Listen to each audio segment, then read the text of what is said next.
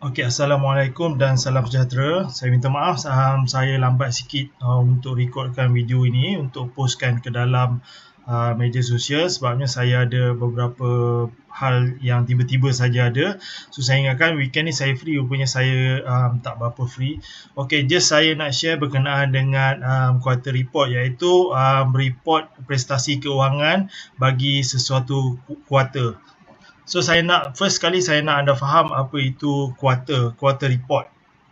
Quarter report ni adalah laporan kewangan untuk jangka masa 3 bulan, iaitu dia start pada Januari, Februari, Mac. So bila start daripada Mac, report akan keluar pada bulan Mei, iaitu pada bulan ni lah, pada bulan 5. So kalau anda tengok pada Malaysia Stockbiz, malaysiastore.biz, klik pada home, anda akan nampak first kali dia akan announce untuk Bursa Malaysia latest quarter report lah. Ini quarter report yang disubmit dan dipublishkan di Bursa Malaysia.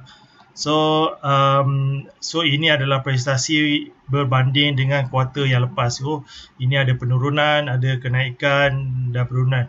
Okey, first kali saya nak bagi sedikit nota berkenaan dengan quarter report ni.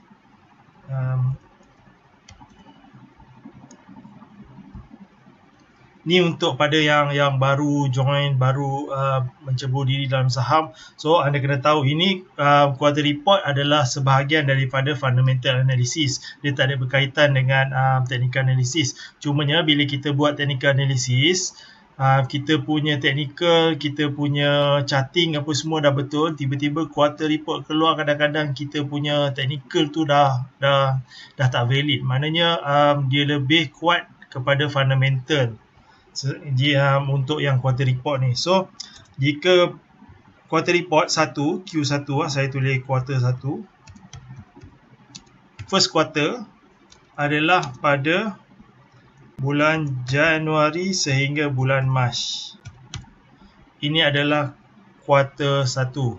So bila quarter 1 dia keluar pada Mei, bulan Mei. So maknanya dia tak terus keluar pada bulan Mac, sebabnya bulan Mac tu dia tutup account and then dia buat some calculation apa semua. Mei tu baru dia keluarkan report dan dia submit kepada Bursa Malaysia lah. So quarter 2 iaitu pada bulan April sehingga bulan Jun. So ini adalah Q2 lah. So dia akan keluar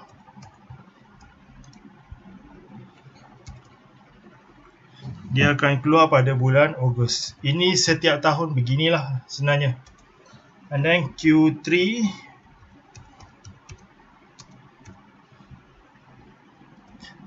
akan keluar pada Julai, September. So ini akan keluar pada bulan 11.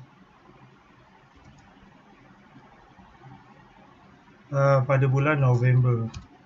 And then kemudian ini adalah last Q, kuarter 4, iaitu kuarter terakhir, iaitu Oktober sehingga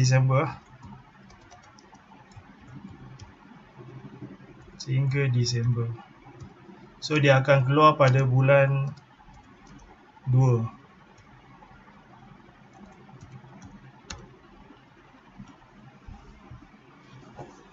So saya harap anda faham apa yang saya cuba terangkan, iaitu dia ada 4 kuarter.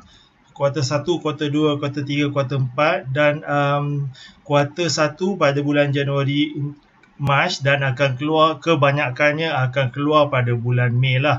Selalunya 2 minggu, iaitu minggu ketiga, minggu keempat bulan Mei sehingga membawa kepada minggu pertama bulan Jun. Kebanyakannya, tapi mostly purata lebih kurang 70% akan keluar pada hujung bulan Mei lah, iaitu minggu ketiga dan minggu keempat bulan Mei. Tu ada juga yang keluar awal, so dia, tapi tak banyak yang keluar awal tu. Yang mostly kebanyakannya akan keluar pada minggu 3 minggu keempat. Sama juga kuartal 2 April dengan Jun dia akan keluar Ogos, kuartal 3 Julai September dia akan keluar November, dan kuartal 4 Oktober Disember dia akan keluar pada Februari lah. So saya nak anda faham, which is bulan-bulan yang begini sebenarnya kita punya technical analysis kadang-kala tak berapa tepat, which is dia berlawanan dengan apa yang sepatutnya berlaku. Sebab tu saya nak anda fokus, which is kadang-kadang kita punya technical analysis tu tak betul bukan sebab kita salah ukur ataupun kita salah perkiraan.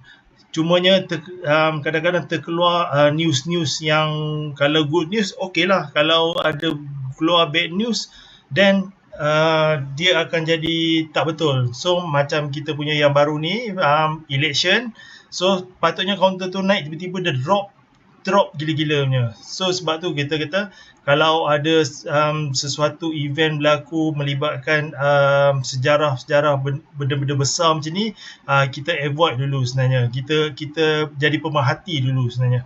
Okey, itu yang pertama berkenaan dengan bila quarter report akan keluar. So kalau kita nak tengok quarter report, kita pergi je, sama ada pergi Bursa Malaysia ataupun pergi Malaysia Stock Biz ni, dia lagi senang untuk kita tengok lah. Ini adalah quarter report yang keluar pada minggu lepas.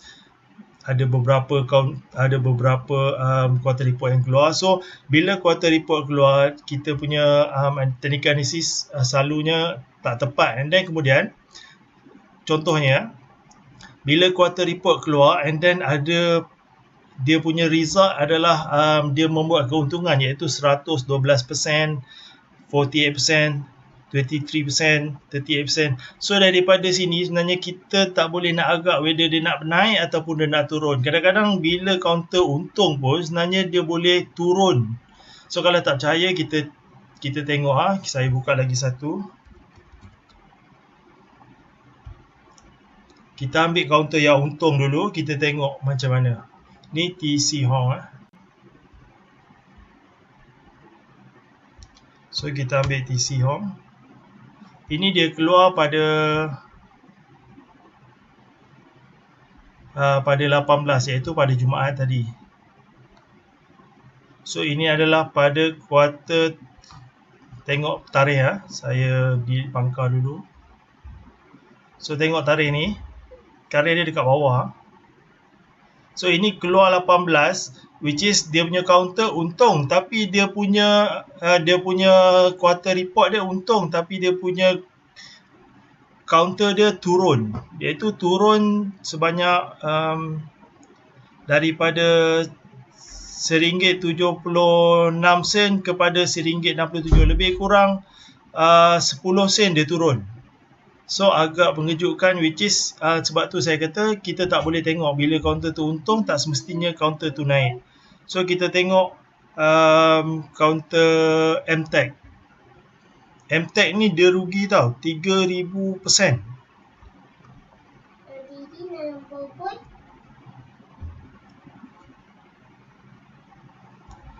MTech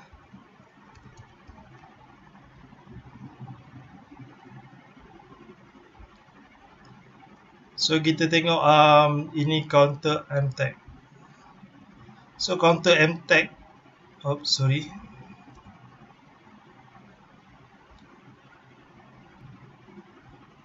Okey, ini adalah counter MTech yang mana kalau tengok pada 18 hari bulan tu dia just dash saja. Maknanya dia tak ada pergerakan sama ada naik ataupun turun. Padahal dia rugi 3,000%. So memang counter ni tak berubah. So kalau macam tu sebenarnya kita tak boleh nak agak counter ni nak pergi mana. Walaupun dia punya result adalah kerugian, tapi dia still counter tu tak berubah. Sebab tu saya kata kebanyakannya daripada kita kalau dia naik kita bertuah lah. Dan kalau dia turun, walaupun dia punya quarter report dia baik, tapi harga still turun, itu menandakan sebabnya kita tak boleh nak tahu ke mana arah pergerakan dia kalau ada news-news yang keluar macam ni.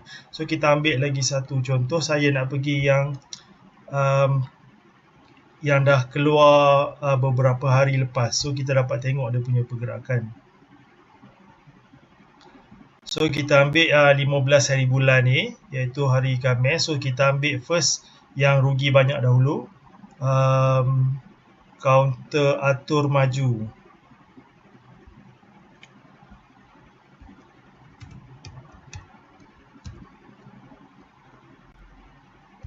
So counter atur maju.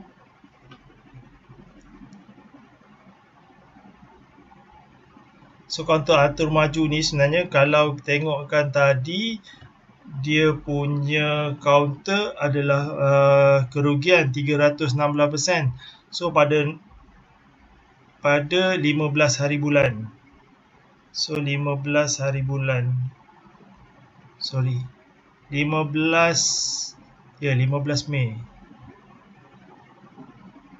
So 15 Mei sini dia hanya dash saja, maknanya harga tidak berubah. Sebabnya yang ni dia tak ada volume, walaupun dia announce dia ada kerugian 300%. And then kemudian kita tengok price berhad, iaitu dia buat keuntungan sebanyak 100%, 102%. So price berhad.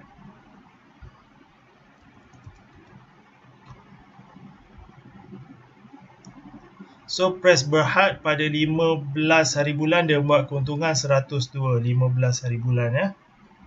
Okay, ini 15 hari bulan, which is dia gap down dulu and then dia naik, kemudian lepas tu dia buat kenaikan, which is ini adalah yang baik lah, which is orang reflect, which is dia punya quarter report dia baik and then kemudian counter tu naik disebabkan quarter report. So sebenarnya kita tak boleh nak jangka counter tu akan naik ataupun counter tu akan turun.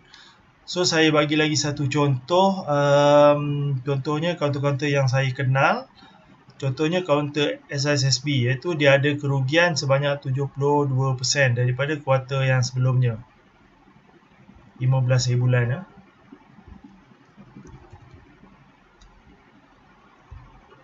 So kita tengok pada 15 hari bulan.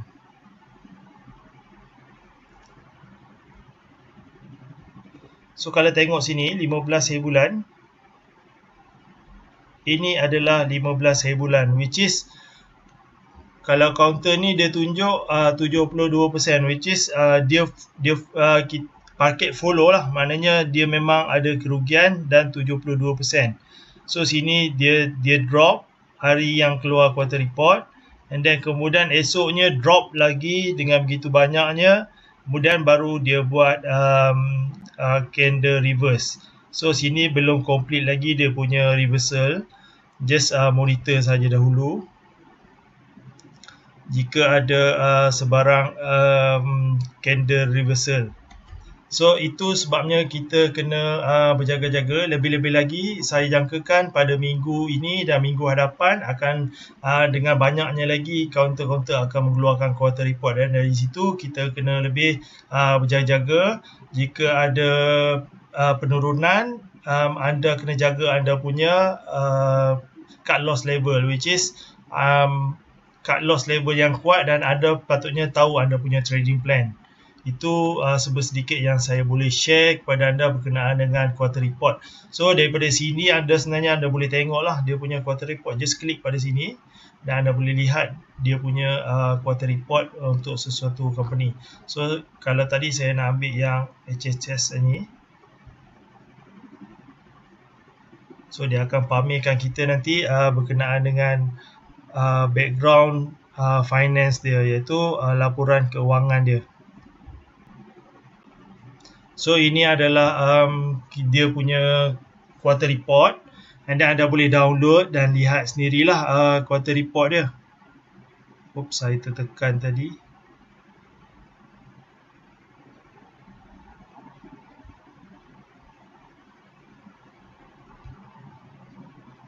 And then kemudian kita dapat tengoklah ini adalah perbandingan daripada kuartal yang sama tapi pada tahun yang lepas, iaitu pada kuartal 1 pada tahun 2017, 2018 dia akan buat perbandingan lah, which is dia punya revenue, dia punya profit, dia punya share, basic, semua dividen, semua dia akan akan buat perbandingan. Lepas tu kita ada juga history bagi kuarter-kuarter yang lepas. So anda boleh study untuk yang fundamental dan anda boleh check lah semua berkaitan dengan fundamental analysis. So bagi saya untuk Malaysia Stock Biz ni sebenarnya dia all in one lah. Maknanya dalam ni semua ada, technical chart ada, dia punya fundamental pun ada. Kalau fundamental anda just klik pada fundamental ke atas ni saja. So daripada fundamental ni nanti anda akan dia akan share ke anda semua benda berkenaan dengan background syarikat, which is kita tak perlu pergi 2-3 website untuk kita dapatkan maklumat. Itu sedikit yang saya boleh share. Kemudian kalau anda tanya saya counter apa yang menarik untuk kita monitor minggu depan, minggu ni lah maksud saya, tapi saya takut technical analysis tak apa-apa jadi. Tapi yang menarik perhatian saya satu ialah MRCB.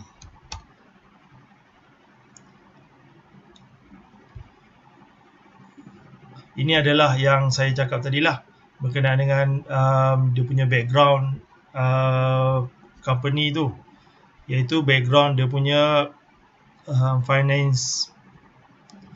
So daripada sini nanti dia akan keluar semua chart lah, semua perkara berkenaan dengan fundamental analysis semua ada. Just kita nak find out saja sama ada masih berkualiti ataupun tidak satu company ni. So kalau di sini saya nak tengok MRCB tadi, saya sebenarnya ada beberapa counter yang dalam stock list, watch list saya. Untuk saya, kemungkinan saya akan membuat pembelian lah. So depend juga. Satu adalah MRCB, kemudian adalah CCK, dan yang terakhir adalah counter, tak silap saya, counter KL saya rasa. Saya pun dah lupa, saya terjumpa je sebenarnya. Dan kemudian dia red alert dekat saya punya setting red alert dekat saya untuk buat buy. Tapi saya risau sebabnya sekarang ni dalam quarter report. So saya risau dia tak berapa menjadi.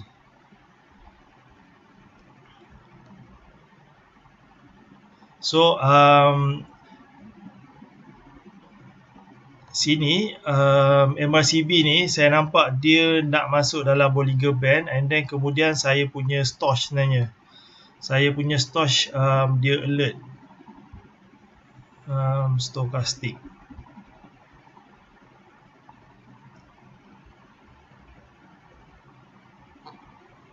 Saya tutup yang ni. Stochastic saya dia dah cross sebenarnya. Dia dah cross dan dia berada betul-betul di bawah oversold. So ini adalah satu signal pembelian, which is kita boleh standby saja untuk beli sebenarnya. Unless kalau dia keluar quarter report habislah, tak jadilah saya punya trigger. Kemudian HSS ni pun sama juga. HSS ni dalam saya punya trigger. Saya kena tengok dekat sini HSS ni. Sebabnya dia dah start naik sebenarnya. Dia dah start naik dan saya berharap dia boleh dapat dia dah cross. Bila candle reverse ni dia dah cross and then kemudian dia naik, dan saya harap dia boleh matikan dia punya candle yang sebelum ni, which is pada harga RM1.45. So saya harap dia boleh cross dan kemudian dia naik ke atas lah. Itu saya punya trigger. Kemudian dua counter ni sangat menarik sebenarnya. Saya memang berminat untuk beli bila dia dalam kawasan oversold. Itu yang ni paling oversold lah. So kalau tengok dekat sini pun sebenarnya dia ada history yang sama. So saya berharap dia naik lah. Itu yang pertama.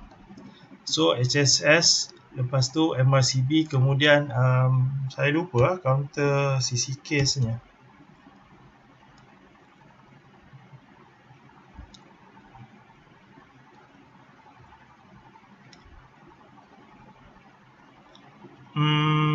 No, bukan counter CCK. Saya dah lupa. Kalau counter CCK ni sebenarnya kita tunggu T4. Ni T1, T2, T3 ni saya harap hari Isnin ni dia turun. dan hari keempat tu baru dia naik semula. Kyle kot. Kyle ataupun Hypebeast, saya lupa sebab saya terjumpa bila saya buat rakaman untuk DVD saya tu. So DVD saya jangka dalam minggu ni pada bila-bila masa saya boleh launch dah sebenarnya. Cumanya poster saya tak siap lagi. Poster dan sedikit penambahan beberapa perkara. So saya harap anda, pada yang tanya saya tu, saya harap anda dapat bersabar dan kemudian nanti saya akan bila saya dah release saya akan inform kepada anda lah. Internet saya agak lambat. So saya harap anda dapat faham berkenaan dengan quarter report ni. So quarter report ni dia tak semestinya kita punya bila counter tu naik, bila counter tu profit, counter tu akan naik. Dia depend sebenarnya. Dia sebenarnya lebih kepada manipulation ataupun sentiment. Lebih kurang macam tu lah. Okay, ni saya just nak monitor sebabnya dia dah cross dia dah cross middle band. And then tapi malangnya dekat sini dia macam nak cross. So saya just monitor saja dulu Kyle ni. And then mungkin dia akan rebounce lah area sini. Mungkin dia nak membina dia punya bahu ataupun apa. Dia lebih kurang macam tu lah. So saya rasa yang ni saya monitor dahulu. Mungkin dia akan rebounce pada, dia touch pada middle band dan kemudian dia rebound. Saya harap begitulah. Saya rasa Hypebeast kot. Yang Hypebeast ataupun Huan.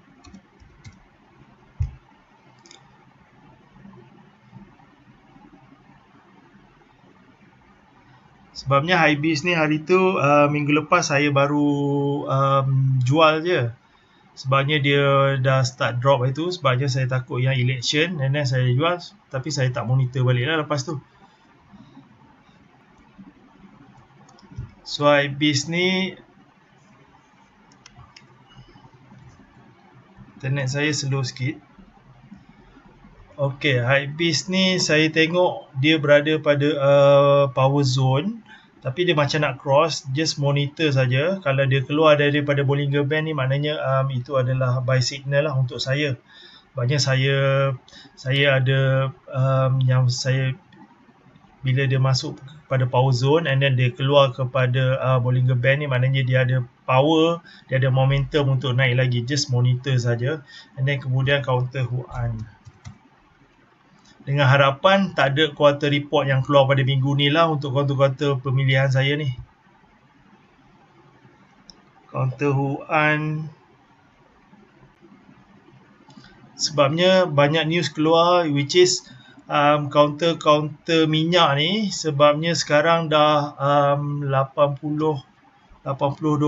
kot rasanya per barrel. So dia naik, bila harga minyak naik, so dia ada sentimen positif dan kemudiannya dia boleh melonjakkan lagi counter ini untuk naik.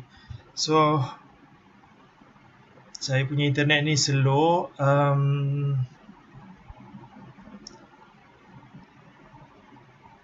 Saya rasa saya tak dapat nak buat sebabnya sekarang ni memang line tengah slow. Memang saya tak boleh nak semak langsung. So saya harap itu saja. So semoga anda dapat sedikit info berkenaan dengan quarter report, iaitu bila sepatutnya quarter report tu kebanyakan company akan keluarkan quarter report pada Mei, Ogos, November dan Februari. So daripada masa macam tu, kalau anda yang tak berapa yakin, tak berapa analisis anda tak berapa kuat lagi, saya advise anda untuk avoid sementara lah. Anda lebih baik anda jadi pemerhati. Walaupun ada counter-counter yang naik, anda rasa kerugian, tapi sebenarnya ianya lebih baik daripada kita masuk dan dia drop, which is out of our kita punya technical, iaitu lebih kita punya teori dan kita punya perkiraan akan jadi drop, akan jadi kacau bilau. So saya harap itu saja kita punya study minggu ni, dan saya minta maaf saya lambat post untuk quarter report ni. Saya harap anda dapat belajar sesuatu dan jangan lupa like, Facebook saya, komen dan share, dan saya harap ada sedikit feedback daripada anda. Itu saja. Assalamualaikum warahmatullahi wabarakatuh.